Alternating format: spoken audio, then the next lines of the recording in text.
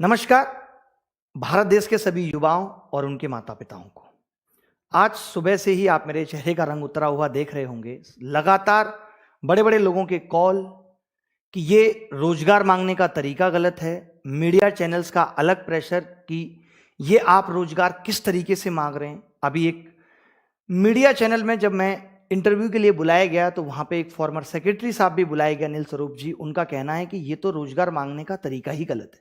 मोदी रोजगार दो क्या होता है? एक बात बताइए, अगर मैं आपसे पैसे उधार लेता हूं और 100 या 150 बार मांगने के बाद भी नहीं देता हूं, आप मेरे साथ कैसा व्यवहार करेंगे?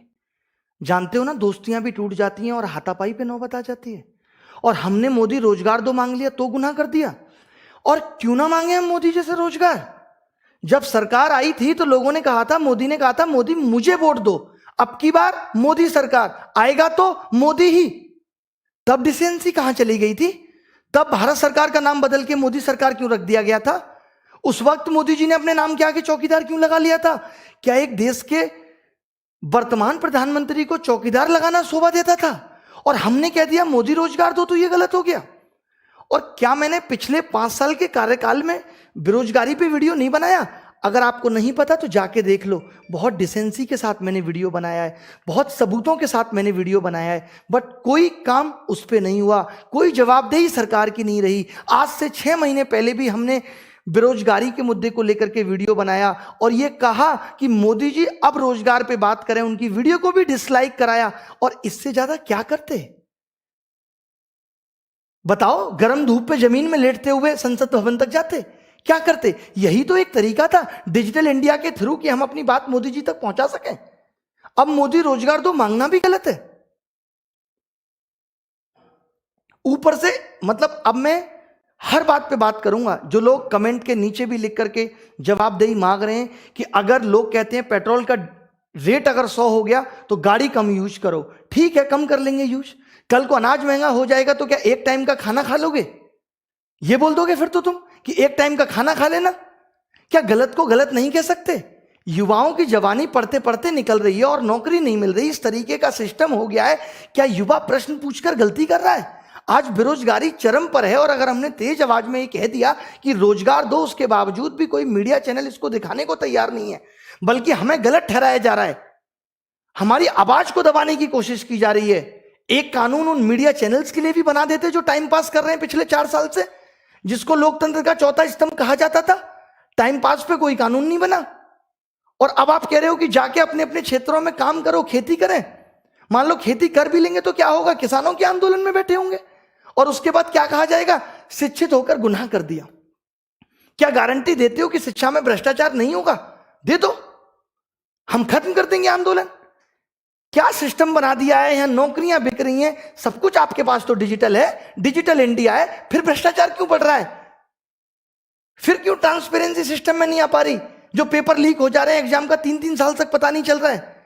ये सिर्फ एक एग्जाम में नहीं है, ये हर एग्जाम का हाल है। आज अगर युवा रोजगार मांग रहा है तो लोग उसकी काबिलियत पे उंगली उठा रहे हैं। अरे किसने बनाया उसे काबिलियत? किसने दी उसको 10th में 80% और 12th में 90%? मैंने बनाया था ऐसा सिस्टम कि सबके 90% आ जाए। मैंने बनाया था ऐसा पेपर कि सबको 200-200 नंबर आ जाए और उसके बावजूद भी सिलेक्शन नहीं होगा। और फिर उसके बाद आप काबिलियत पूछोगे? पीएचडी करके आदमी चपरासी का फॉर्म भर रहा है और आप कह रहे हो कि लोग काबिल नहीं है इस देश में। और आप कह रहे हैं कि काम से रोजगार मिलता है, मांगने से नहीं। तो आप भी वोट नहीं मांगते? आप भी ये नहीं कहते कि वोट दो, मोदी सरकार ही आएगी, अब की बार मोदी सरकार? आपने भी तो वोट मांगा था। अब अगर हम आपसे कह रहे हैं कि हमें हमारा हक वापस दे दो, आपने वोट क्या कह के मांगा था? यही कहा था कि 2 करोड़ रोजगार देंगे। आप पिछले 8 साल में बता दो अगर आपने 2 करोड़ रोजगार दिए। ये तो रोजगार भी वो गिनवा रहे हैं कि अगर स्किल इंडिया के तहत इन्होंने 4 लोगों को दर्जी बनाना, कपड़ा सिलना सिखा दिया तो जो लोग दर्जी बन गए वो भी अब रोजगार में गिने जाएंगे, क्योंकि उससे पहले तो देश में दर्जी होते ही नहीं थे। स्किल इंडिया के बाद ही तो देश में दर्जी आए हैं।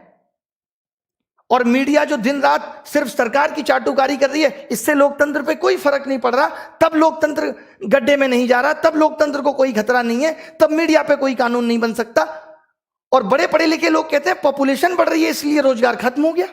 अगर पॉपुलेशन बढ़ने से रोजगार खत्म हो जाता, ये जो रोजगार मांगने वाले लोग हैं जो सन 2000 तक पैदा होकर खत्म हो गए थे, ये सन 2000 से पहले की पैदाइश है।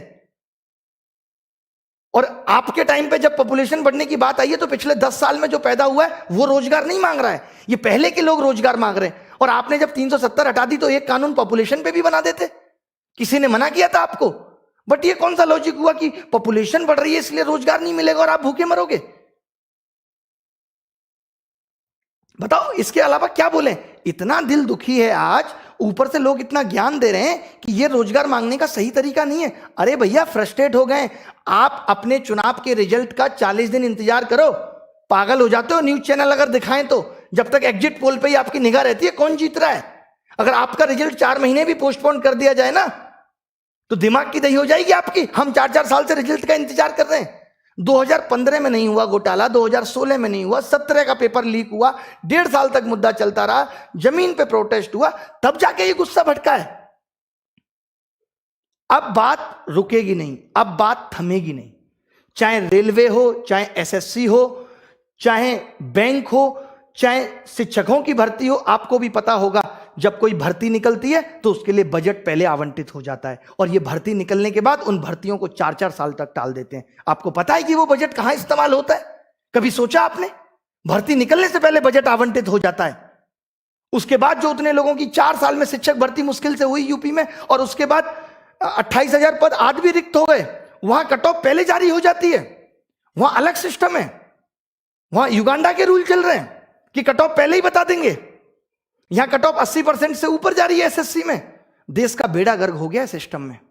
यह सच बात है। अगर आप गहराई में सोचोगे, आज अगर सभी विद्यार्थी अपने माँ बाप को ये बातें बताएं, ये वीडियो सुनाएं, तो उनको भी समझ में आ जाए कि कितना बड़ा गड्ढा हो गया इस एजुकेशन सिस्टम में, जिसको भर पाना अब मुश्किल है।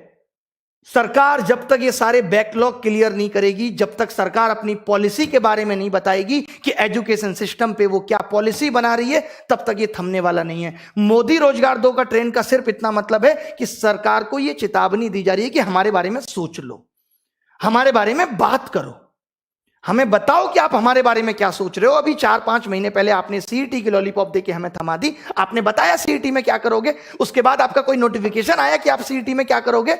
जब आपको नोटिफिकेशन निकालना होता है अरीना की बात पे, आप 2 मिनट में ministry of home affairs India against propaganda जारी कर देती है। आज आपने बताया सीईटी का प्रोसेस क्या होगा।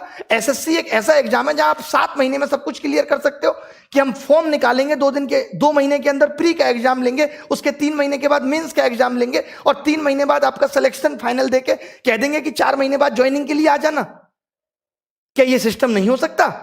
सन 2000, सुन लो लोग ध्यान से, सन 2018 का रिजल्ट आज तक फाइनल नहीं है। 2017 की सारी ज्वाइनिंग आज तक नहीं हुई, हम 2021 में जी रहे हैं। क्या होगा? आप लास्ट के 6 महीने में आके कहोगे हमने युवाओं के बारे में ये सोचा है। मोदी जी को हम कितना प्यारा मानते हैं, how he is lovely, so cute, कितने प्यार से बात करते हैं। क्या उनको ये प्यार हमारे लिए नहीं दिखता? क्या हमसे कोई वोट बैंक नहीं पड़ेगा? क्या पढ़े लिखे लोग जाके सिस्टम को नहीं सुधारेंगे? क्या आप हमारा भला करेंगे तो हम जाके उन अशिक्षित लोगों को नहीं बताएंगे कि मोदी जी बहुत अच्छा कर रहे हैं? तो ये सब हमारी मांगे हैं, इन सब का हमने प्लान पूरा ड्राफ्ट तैयार कर लिया है। जितने भी सोशल मीडिया इन्फ्लुएंसर हैं, अब तो मेन मीडिया से तो उम्मीद ही छोड़ दी है। आज ना रवीश ने वीडियो बनाया, ना किसी और बड़े मीडिया चैनल ने वीडियो बनाया। खैर आज तक, और इन सबको तो खैर फुर्सत ही नहीं है। इन सबको फुर्सत है अमित शाह जी का इंटरव्यू लेने के लिए। अमित शाह जी दिल्ली में बैठे बैठे बंगाल की प्रॉब्लम देख ले रहे हैं। आजकल कमाल का उनका विजन है, बंगाल की प्रॉब्लम देख ले रहे हैं। बंगाल में इतना गलत हो रहा है, दीदी इतना गलत कर रही है, उनको बंगाल की प्रॉब्लम दिख रही है। दिल्ली में बैठा हुआ किसान या दिल्ली में बैठे हुए युवा बेरोजगार लोग, वो उनको नहीं दिख रहे। उस पर वो चर्चा का विषय नहीं है, वो चर्चा का विषय नहीं है। आज इस बात को कह दिया जाएगा, अभी प्रोटेस्ट भी होगा। अगर किसी अपोजिशन पार्टी के नेता ने कमेंट कर दिया तो यह कहा जा रहा है ये पॉलिटिकल आंदोलन है, ये पॉलिटिकल प्रोटेस्ट है। हम यहां गधे बैठे कि कोई भी आके हमें बोलेगा कि हमारा प्रोटेस्ट चलाओ और हम गवर्नमेंट के अगेंस्ट चला देंगे। अब अगर राहुल गांधी इस प्रोटेस्ट में आके ट्वीट करते हैं तो हमारी गलती है। मैं कल को उनको पूछूंगा भी कि आपने ट्वीट क्यों किया, वो कह देंगे मैं युवा हूं और बेरोजगार हूं, क्यों नहीं कर सकता, मैं भी आपके साथ हूं। वो भी तो ये कह देंगे, क्या कह सकते हैं। अखिलेश को कल को मैं बोलूंगा, वो कह देगा मैं भी युवा हूं बेरोजगार हूं, और सही बात भी है, बात फिट भी बैठ रही है। मैं कैसे रोक सकता हूं किसी को? मैं कोई मोदी सरकार थोड़ी हूं कि मैं उसका ट्विटर अकाउंट जो है हैक करा दूं। बताइए आप, मेरे हाथ में नहीं है ये सब। मैं इतना कह सकता हूं कि ये जो आग मेरे दिल में है, मैं भी बहुत प्यार से पढ़ाता हूं। आनंद स्वरूप जी, आपको कह रहा हूं, कभी मेरे पढ़ाई की वीडियो उठा के देख लेना। मोहब्बत का दूसरा नाम हूं। शेरो शायरी के अंदाज से लेकर के, हंसाने से लेकर के, बच्चों को सब कुछ दिया है मैंने। उनके मोटिवेशन को, उनकी हर चीज को मैंने किस तरीके से बना के रखा है ये मैं जानता हूं। आप देख लीजिएगा मेरे पढ़ाई के वीडियो। आज अगर ये इतनी गुस्सा निकली है, आज अगर ये चेहरे पे इतनी सिकन दिख रही है, तो उसकी वजह सिर्फ आज नहीं है, उसकी वजह पिछले 4 साल 5 साल में इकट्ठा हुआ गुस्सा है। क्यों ना निकाले, बताइए। और बात होती है रोजगार है नहीं सरकार के पास। एक बार मोदी जी आके कह दें कि सरकार इतने डेफिसिट में चल रही है, रोजगार नहीं है देने को, मैं 33,000 सबकी सैलरी कर रहा हूं, लोग फिर भी काम करेंगे। मेन हमारा मकसद यही है। जो एडहॉक टीचर हैं, आज आपको पता है गवर्नमेंट से ज्यादा एडहॉक टीचर हो रहे हैं, जिनको कभी भी निकाला जा सकता है, कभी भी बाहर किया जा सकता है। अरे क्यों होंगे एडहॉक टीचर? जो खर्चा आपका एडहॉक टीचर पे आ रहा है उसको परमानेंट कर दीजिए, उतनी ही सैलरी पे वो भी खुश। बताइए, क्या टीचर्स की कमी नहीं है? कौन सा सिस्टम आप अच्छी तरीके से चला पा रहे हैं? बताइए। अगर आज एसएससी ठीक तरीके से काम नहीं कर पा रहा, मैं तो ये मान के चल रहा हूं कि उनके पास मैन पावर नहीं है। आज अगर टैक्स डिपार्टमेंट ठीक तरीके से काम नहीं कर पा रहे, तो मैं समझ रहा हूं उनके पास मैन पावर नहीं है। आज प्राइमरी स्कूल का बच्चा ठीक तरीके से शिक्षा नहीं ले पा रहा है, तो उनके पास टीचर्स नहीं है। बताओ, आज हमारे देश में इतना इंजीनियर्स प्रोड्यूस हो रहा है, क्या इस्तेमाल कर रहे हैं हम उस इंजीनियर्स का? आज हमारा इसरो वहीं के वहीं है, जो नासा को टक्कर दे सकता था। आप कम बुद्धि समझते हैं? मोदी जी तो खुद ही कहते हैं इस देश के युवा में बहुत दिमाग है। 4 करोड़ केस सुप्रीम कोर्ट में पेंडिंग है। क्या जजेज की कमी नहीं है न्यायपालिका में? कहां कमी नहीं है, कमी बस नेतागिरी में ही है। एमपीज की संख्या बढ़ा लो, उनकी सैलरी बढ़ा लो, एमएलए की संख्या बढ़ा लो। हम इस प्रोटेस्ट में हर एक नेता से, भारतीय जनता पार्टी के भी हर एक नेता से यह गुजारिश करते हैं कि हमारा इस प्रोटेस्ट में साथ दो। साथ कैसे दो? मोदी जी को कहो कि युवा परेशान है, हम उस युवा से वोट लेकर ही यहां आए हैं, आप हमारी चर्चा संसद में करो। क्यों नहीं करोगे?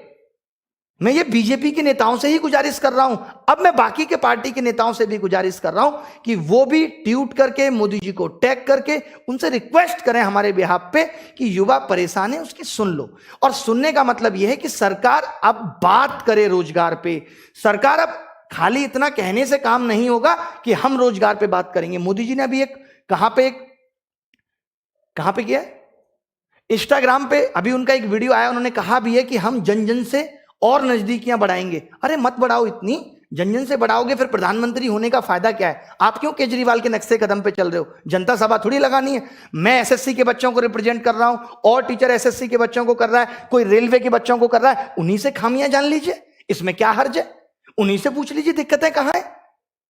इतना तो सरकार कर सकती है, इतनी इज्जत तो हमें भी बख्श सकती है। हमने कोई ऐसे ही तो आज हम यूट्यूब पे आके बोल नहीं रहे, हमने भी लोगों को दिया है, हमने भी लोगों का प्यार कमाया है, तब ना बोल पा रहे हैं। आज एम्स में आप चले जाओ, 45 दिन में नंबर आता है। क्यों आता है? क्योंकि डॉक्टर्स की कमी है। 6-6 महीने लग जाते हैं, 6-6 महीने एम्स में अगर आप नंबर लगाना चाहो तो क्या सरकारी अस्पतालों में डॉक्टर की कमी नहीं है? बताओ। हर चीज की फीस बढ़ती जा रही है, आउटपुट कहीं से नहीं आ रहा, महंगाई अलग से बढ़ती जा रही है। तो यही सब वजह हैं जिनकी वजह से इतना गुस्सा निकल रहा है। जो फॉर्मर सेक्रेटरी साहब थे अनिल स्वरूप जी, या और भी लोग ऐसे आएंगे, वो बड़े प्रोफेशनल तरीके से बात करते हैं। कहां चला गया था ये आपका प्रोफेशनलिज्म? जब चौकीदार लगा लिया था मोदी जी ने अपने नाम के आगे, तब भी कहते थे यार ये भद्दा लग रहा है मोदी जी, अभी आप वर्तमान प्रधानमंत्री हो, रहने दो ना, अच्छा नहीं लगता चौकीदार शब्द। अब आज अगर बेरोजगार युवा परेशान था तो इस पे भी एक कमेंट कर देते जब लोगों ने अपने नाम के आगे बेरोजगार लगाया। एक कोई कह दे कि मोदी जी ने इस पिछले 6 महीने पे बेरोजगारों के बारे में ये बात कही, आत्मनिर्भर बनो। पहले दिन से आत्मनिर्भर बने। आप कह देते हो कि जो 60 साल से सिस्टम खराब है उसको ठीक होने में वक्त लग रहा है, तो आपको नहीं लगता कि हमें भी आत्मनिर्भर होने में वक्त लगेगा? हम मशीन है, अलार्म सेट किया 6 बजे बज जाएगा। बताइए, हमें भी तो आत्मनिर्भर होने में वक्त लगेगा। अगर मुझे आत्मनिर्भर बनना होगा, मुझे पता होगा सरकारी नौकरी नहीं है, तो मैं 8वीं क्लास करके या 6ठी क्लास करके ही पकौड़े की दुकान खोल लूंगा। क्या दिक्कत है? चाय की दुकान खोल लूंगा, क्या पता मेरी भी किस्मत चमक जाए। बट अब अगर मैंने बीटेक कर लिया, अब अगर मैंने एमबीए कर ली, तब मैं इस चीज में नहीं जा सकता। मैं गांव में जाके खेती नहीं कर सकता। आप मेरी मंसूबों को समझिए, मैं गलत नहीं बोल रहा। आज इस देश के अंदर जितना भी इंजीनियर, एमबीए किया हुआ बच्चा, पढ़ा लिखा बच्चा, ग्रेजुएट बच्चा, बीकॉम, बीबीए, इनके बारे में तो मोदी जी सोचना पड़ेगा। इनको सिर्फ एक शब्द में ये कह देना कि आत्मनिर्भर बनो से काम नहीं चलेगा। ये ऑलरेडी पढ़ लिख के बैठे हैं और जो इनकी आस है, जो इनके सपने हैं, उनको हमें पूरा करना पड़ेगा। हम कराएं तो सही एग्जाम। मान लेते हैं आप कह दो कि सरकार के पास उतनी फंडिंग नहीं है। अच्छा, आज लोग कहते रहते हैं सरकार ने वहां पैसा लगा दिया, आपने घर से लगा दिया। मैं अगर पिछले 3 साल से कमा रहा हूं तो मैंने टैक्स नहीं भरा करोड़ों रुपए। लोगों का टैक्स का पैसा ही तो पहुंच रहा है और उसको लोगों में बांटने के लिए कह रहे हैं। अपने पैसे को आपके थ्रू बांटने के लिए कह रहे हैं कि अपना कमीशन काट के बांट दो, तो हम गुनहगार हैं, हम गलत हैं? बताइए आप। मोदी जी बहुत प्यार है आपसे, बहुत प्यार है। आपको आइडल मानते हैं। आपके इतनी उम्र में भी इतने यंग दिखने को भी हम लोग कॉपी करते हैं कि कमाल है मोदी जी की एनर्जी, कहां से आती है पता नहीं। तो उसका कुछ तो सम्मान रख लीजिए। 2 बार तो आके बोलिए। खैर, हम अभी क्या क्या करने वाले हैं, जो भी बड़ी प्लानिंग है वो भी आपके साथ शेयर कर दी जाएगी। जब तक सरकार इस मुद्दे पे बात नहीं करेगी, जब तक वो ये नहीं पूछेगी कि दिक्कतें कहां हैं। 2017 में भी पेपर लीक हुआ और जब हमने प्रोटेस्ट यही सोच के खत्म किया था कि आप इसको सुधार दोगे, और इन्होंने 1.5 साल मामला खींच के, अब बंदा भी क्या करता है, परेशान हो जाता है और कह दिया नकल हुई नहीं। तब से एसएससी के, अब आप सोचिए, अगर कोई गलत करे, बार बार करे और फिर बरी हो जाए ऊपर पैसे देके, तो उसकी हिम्मत नहीं बढ़ेगी। सेम वैसे ही हुआ है। सेम दलालों की या पैसा खाने वालों की हिम्मत बढ़ गई है क्योंकि उनके खिलाफ कार्रवाई हुई नहीं सही से। दिक्कत यह है, 2014 के बाद आज इतना सोशल मीडिया पे लोग एक्टिव हैं तो लोगों को पता भी चल जा रहा है कमियां कहां हैं। इसके फायदे भी हैं, इसके नुकसान भी हैं। जिस हिसाब से मेरे साथ चीजें हो रही हैं, मैं आपको बहुत खुल के यहां कुछ नहीं बता सकता। जितना प्रेशर मेरे ऊपर है, जितनी सारी चीजें मेरे साथ हो रही हैं, अगर ऐसा होता है कि मैं अभिनय मैच चैनल से लाइव नहीं कर पाता, ऐसा हो सकता है, बहुत जल्दी ऐसा हो सकता है कि कल परसों मैं अभिनय मैच चैनल से लाइव ही ना कर पाऊं। My channel will be under review, जैसे कि लास्ट टाइम भी हुआ था, अभी भी हो सकता है। जिस हिसाब से रिपोर्ट किया जा रहा है, आपने देखा आज कितना पसीना आ रहा है ना। आज आपने देखा कि मोदी गर्लफ्रेंड 2 लोग ट्रेंड करा गए। आपको पता है क्यों करा गए? क्योंकि आईटी सेल बहुत स्ट्रांग है। आपको लगता है कि 4 विद्यार्थी, 5 विद्यार्थी से जाके कोई ये घिनौना काम करेगा? हम मोदी जी खुद की गर्लफ्रेंड नहीं बना पाए, मोदी जी से कोई गर्लफ्रेंड तो की बात करेगा? कमाल की बात है। ऐसे आदमी से हम कैसे डिमांड कर सकते हैं जिसको इस बात के गुर ही नहीं पता, जो संत प्रवृत्ति का आदमी है? करेंगे कभी क्या किसी संत से जाके इस तरीके की बातें? तो मेरी यही रिक्वेस्ट है आप सबसे कि अगर ऐसा होता है तो मैंने अभी एक चैनल और क्रिएट कर दिया है, अभिनय मैथ्स 2। अभी जस्ट क्रिएट किया अभिनय मैथ्स 2, जिसका लिंक भी आपको मिल जाएगा। तो मैं उससे लाइव करूंगा। अगर 1% ऐसा हुआ कि मेरा चैनल अंडर रिव्यू चला गया, अगर मैं लाइव नहीं कर पा रहा, बट मैं 25 तारीख तक लगातार आके आपको लाइव अपडेट करता रहूंगा। 2500 से ज्यादा लोगों को मेल मैसेज कर चुका हूं, हर यूट्यूबर को मेल मैसेज कर चुका हूं। बड़ी बड़ी सेलिब्रिटी, चाहे वो कुमार विश्वास हो, चाहे वो चेतन भगत जी हो, कोई भी हो, सबको मैसेज, ट्वीट सब कुछ कर दिया है। कंगना जी को भी कर दिया है कि सामाजिक मुद्दा है, देश का आंतरिक मुद्दा है, आप भी बोल दीजिए। उन्होंने भी कह दिया है कि मैं करली लैंग्वेज में ट्वीट बना रही हूं, टाइम लगेगा। ठीक है, तो सब कुछ करेंगे। और ये देखिए, ये मोदी रोजगार 2 तो सिर्फ एक टैग है। इस टैग के मायने मैंने पूरी वीडियो में बता दिए, फिर बता देता हूं। इसका मतलब है कि सरकार रोजगार पे क्लियर बात करे, और जो एग्जाम में चीजें फेयर नहीं हो रही वो हम बताएंगे क्या फेयर नहीं हो रहा, उस पर गारंटी दे कि अब ऐसा नहीं होगा, तब सब कुछ बहुत शांति से चलेगा। और 2024 में भी मोदी सरकार। ठीक है, तो अभिनय मैच 2 से लाइव करूंगा। बिल्कुल भी डरने या घबराने की बात नहीं है। लोग मुझे पूछ रहे हैं, आज मीडिया वाले पूछते हैं आपको डर नहीं लगता? हमें तो बहुत लगता है। डरना किससे? सही कर रहे हैं। मोदी जी भी तो कह रहे थे डरना किससे, सही तो कर रहे हैं। ऊपर वाला देख रहा है। जान से बढ़कर क्या है? जिंदगी से बढ़कर कुछ थोड़ी है। और अब तक की जिंदगी में सब कुछ बहुत अच्छा किया है। 1% अफसोस जिंदगी गंवाने का भी नहीं है। ये मैं दावे के साथ कह रहा हूं, सरकार भी सुन ले कि 1% अफसोस जिंदगी गंवाने का भी नहीं। बस मरने से पहले कुछ ऐसा कर जाना है कि लोग याद रखें कि हां, किसी ने हमारे लिए भी सोचा था। क्योंकि हर एक उस दर्द से मैं गुजरा हूं जिससे आप गुजर रहे हैं। मेरी मां ने भी दूध मुझे कागज जला जला के गर्म करके पिलाया है। मैंने भी जीवन में बहुत स्ट्रगल किया और दुख देखे हैं। आज भी फील कर पाता हूं। आज भी मानसिकता वही है कि जब कोई बच्चा कहता है ना, सर नौकरी नहीं लग रही, 4 साल हो गए, तो सर ऐसे लगता है अगर मैं इसकी जगह होता तो क्या बीत रही होती, मैं कैसे लोगों को मुंह दिखाता, ये कैसे फेस कर पा रहा होगा इतनी प्रॉब्लम।